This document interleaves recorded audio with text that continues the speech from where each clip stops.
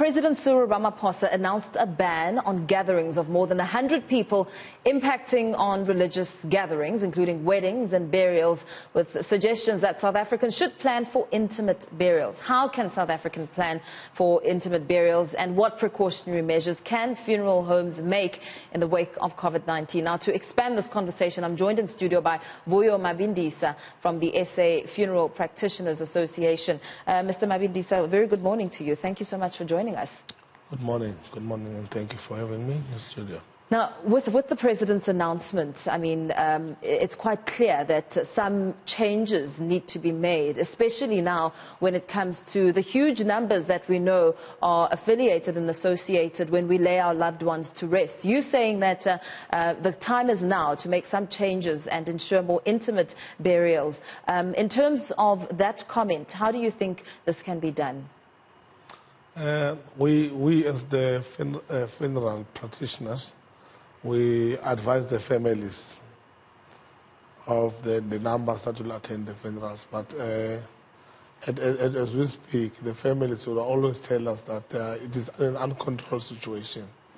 But at any time, we advise them that they should control the numbers, and people are aware of South Africa about the numbers of the kept numbers to attend the funeral.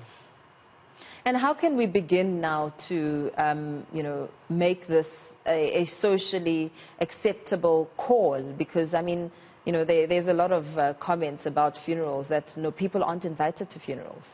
It is pretty clear. Like if you go to other countries, like in Washington, the number of attendees in the funeral is kept at the cemetery. So South African cemeteries, they don't keep the number of people. So if the government as well can also play their role to keep the number in the cemetery in the first week, and maybe in the second week people will be aware that people that are attending the funeral, there's a number that is kept to access the cemetery.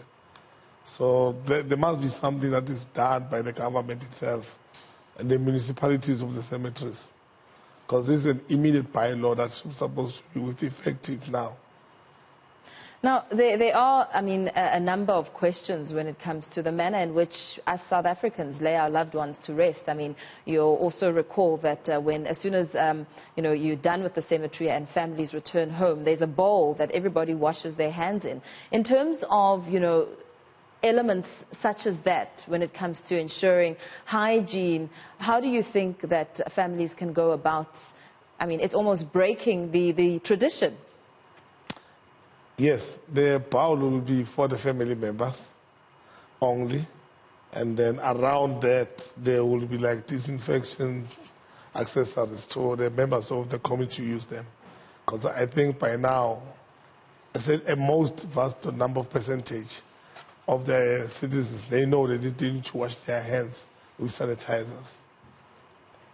And what could you say to those in the villages, looking at the rural communities and how this approach now and this call from the President also needs to be heeded there?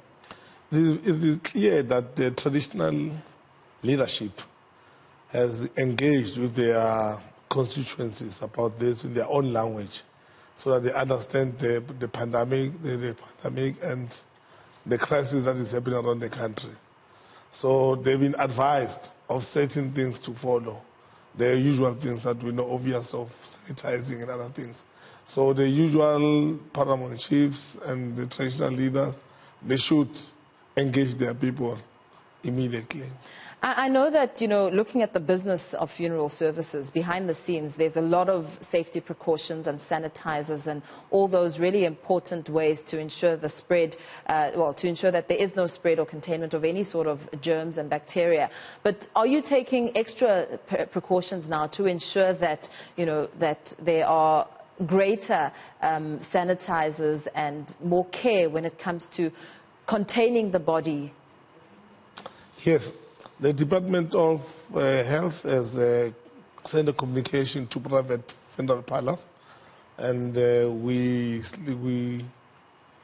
spend sleepless nights to make sure the information arrives to every undertaker. Mm-hmm. The procedure to take the body that's been contaminated, and then the procedure to dispatch the body to the family, that communication has been there to our association. And we make sure that every member of the South African Funeral Practitioners Association, that information they know and they understand. You can reach them, but if they don't understand it, it's no use, but they understand. And, what are your major concerns when it comes to this announcement and COVID-19 and, the space that you operate in? Our major concern is about our staff and the people that we serve. But remember, the people that we serve, they are vulnerable. And people that are vulnerable, they cannot understand or defy, or they might defy the state of the emergency. And that's our most concern. That even if we want to serve them with compliance, but remember they are our first priority. And the people that will attend the funerals, everybody wants to attend the funeral. Yes. And it's our tradition as most black people. Yes. So it's worrying us that how are we going to let people to comply to the number that has been stated by the president. So that is being worrisome. And also, it is very much important to note that our staff, though they will comply, but working with vulnerable people, they would not take it easy if they wear protective clothes and masks and when they come to collect their bodies. Yeah.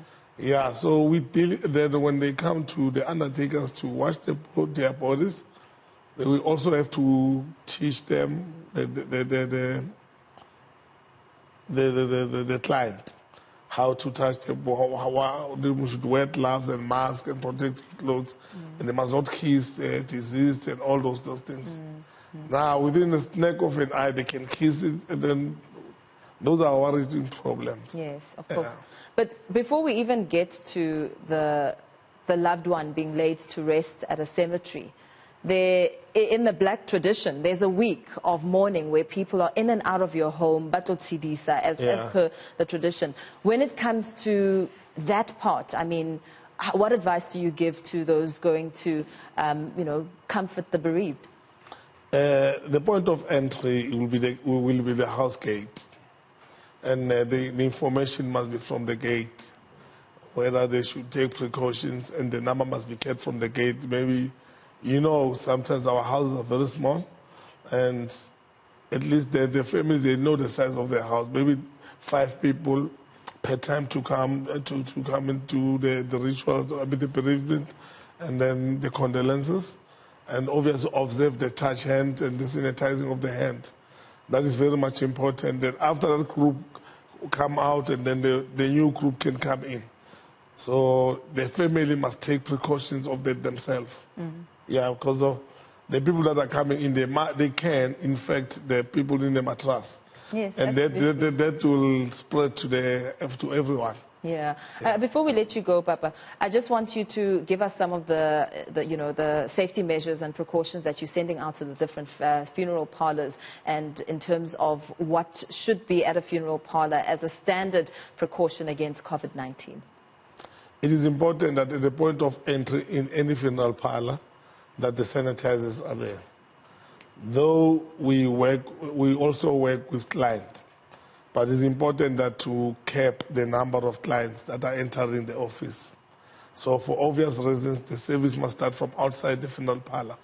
You make them understand that they will be served, but inside the office, we are required to have maybe 12 people at a time, so including the members of the staff.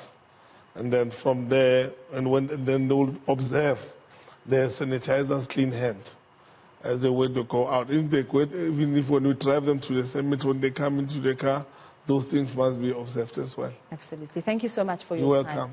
You're welcome. There you have it, Vuyo Mabindisa from the SA Funeral Practitioners Association, giving some word of advice there. Of course, the concerns with COVID-19 and ensuring that we all heed the President's call to ensure that there is a reduction in the number of people, 100 group members being the restriction there announced by the President, of course. course, we will continue to give you further updates and many ways and the angles that come with the implications and what's at stake when it comes to COVID-19.